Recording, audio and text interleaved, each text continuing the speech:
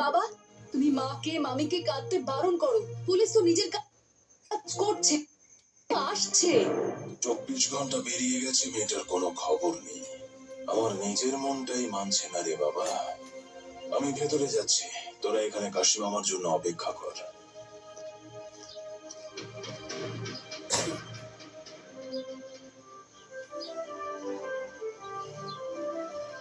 কাশি মামা এসে গেছে, আর কোনো চিন্তা নেই।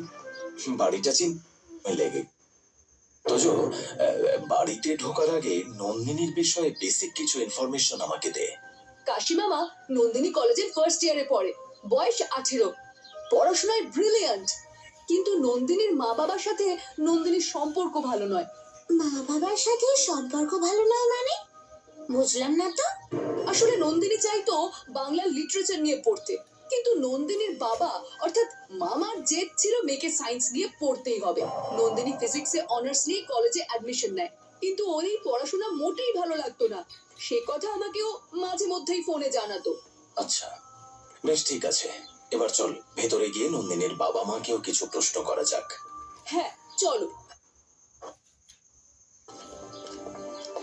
আরে আসুন কাশীনাথ বাবু, আসুন। ইন্সপেক্টর চক্রবর্তী,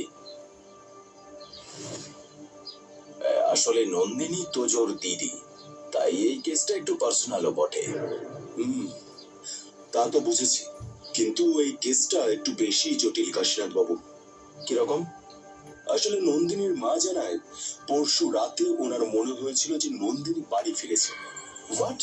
ইয়েস, নন্দিনীর মা বাড়ির মেন গেট খোলার আওয়াজ পেয়েছিলেন, কিন্তু ঘুমের ঘরে ছিলেন বলে উঠে আর ঘর থেকে বেরিয়ে আসেননি। শুধু তাই নয়, রাতে নাইট গার্ড বাড়ির সামনে দিয়ে যাওয়ার সময় নন্দিনীকে বাড়ির গেট খুলতে দেখেছিল। তার সাথে আমি নিজে একটু আগে কথা বলেছি। এদিকে আবার নন্দিনীর মায়ের বক্তব্য, সকালে ঘুম থেকে উঠে তিনি দেখেন যে বাড়ির মেন গেট ভেতর থেকে বন্ধ, আর নন্দিনীও নিজের ঘরে নেই। মানে বন্ধ ঘরের মধ্যে থেকে নন্দিনী উধাও? কিভাবে? ইন্টারেস্টিং। চলুন একবার নন্দিনীর মা বাবার সঙ্গে কথা বলি।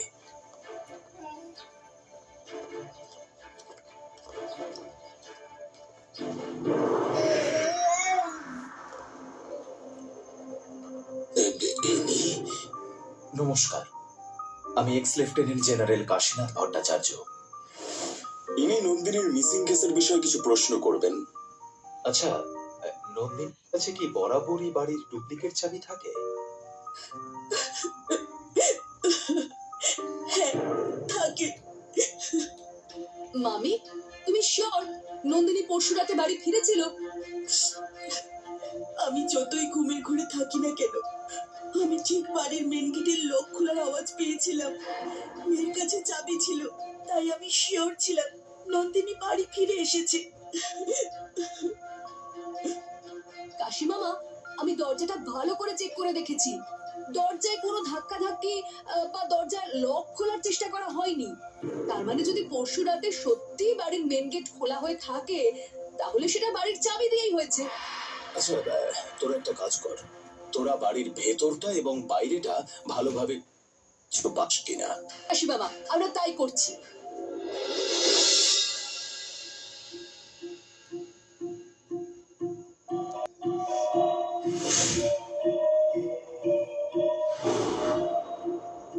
কাশিমামা, দেখো, সোফার নিচ থেকে এই একটা পেনের ঢাকনা পেলাম। না, বাবা আমাকে যে করে এটাকে।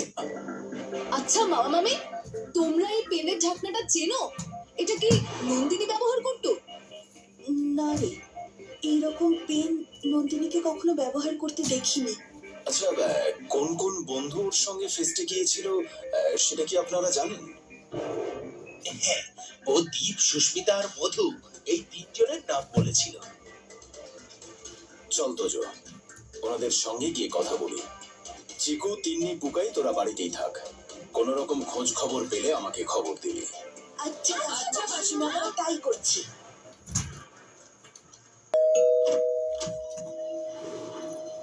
কাকে চাই? দীপকে।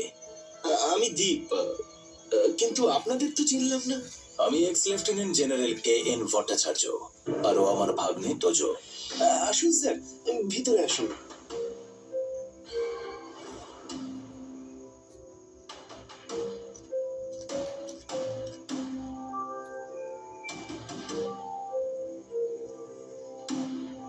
আচ্ছা স্যার, আপনারা আমার খোঁজ করছেন কেন?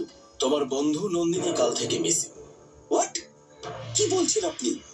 নন্দিনী তো পরশু সন্ধ্যাবেলা কলেজের ফেস্টের পর আমার বাড়িতে এসেছিল, সাথে মধু আর সুস্মিতাও ছিল। তারপর তুমি কি এই ফ্ল্যাটটা আমার বাবা আমাকে কিনে দিয়েছেন আমার পড়াশোনা করার জন্য। কি কাজ করেন তোমার বাবা? আমার বাবা ডায়মন্ড মার্চেন্ট।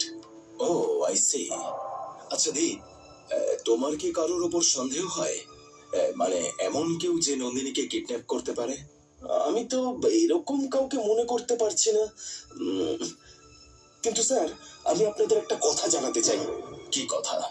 স্যার, নন্দিনীর সাথে নন্দিনীর বাবা মার সম্পর্ক মোটেও ভালো নয়। নন্দিনী যেটাই করতে চাইতো, নন্দিনীর বাবা মা বাধা দিত। সে পড়াশোনা হোক বা বন্ধুদের সাথে ঘুরতে যাওয়া, সর্বত্র।